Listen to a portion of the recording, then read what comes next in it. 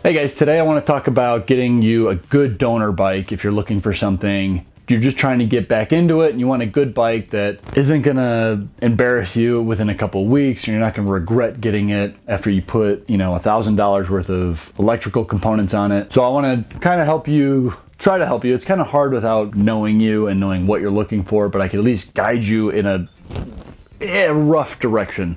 So hopefully this will help you get your donor bike in order. If you're new to this channel, I'm Johnny Nerd Out. I'm a professional e-bike builder, mechanic. I convert bikes for a living. I want to get everybody on e-bikes. I know a lot of that we're finally hitting that point where it's not becoming a fad anymore, where people are like, this is awesome. These things are great and I don't have to take my car everywhere anymore. If you're into stuff like that, check out my other videos.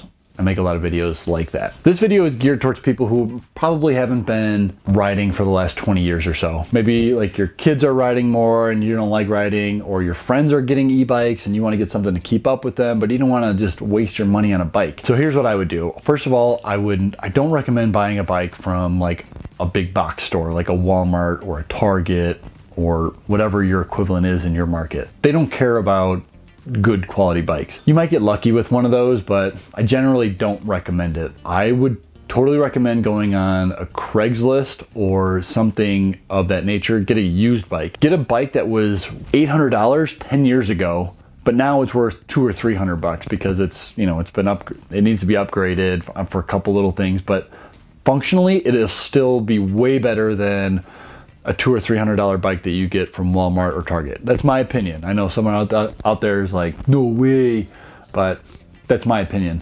And I also think that doing the install is going to be a lot easier doing a 10-year-old bike than a new cheaply made bike that doesn't adhere to standards that they did 10 years ago. And actually the bikes from 10 years ago are really easy to do installs on. They're way more straightforward. You don't need adapters, you don't need things like that for the most part. But if you buy a new bike from Target that's, sometimes even like those Schwinn bikes, like you take off the bottom bracket and you're like, what is this thing?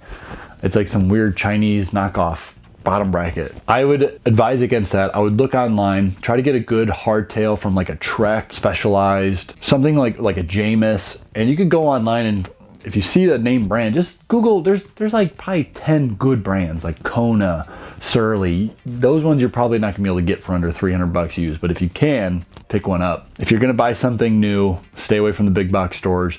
You might have luck going on places like Bikes Direct. They can be a little hit or miss if you buy their low end bikes, but if you're willing to spend like $400 or $500 on one of their bikes, in my experience, I'd rather do that than buy something from Walmart or Target or Amazon. Just make sure you get it sized to you properly. And that's one of the best things about buying a used bike is that you could sit on it, ride it, make sure it feels good, it's comfortable. Like, are your arms outstretched? Because you don't want that. Or is it too close?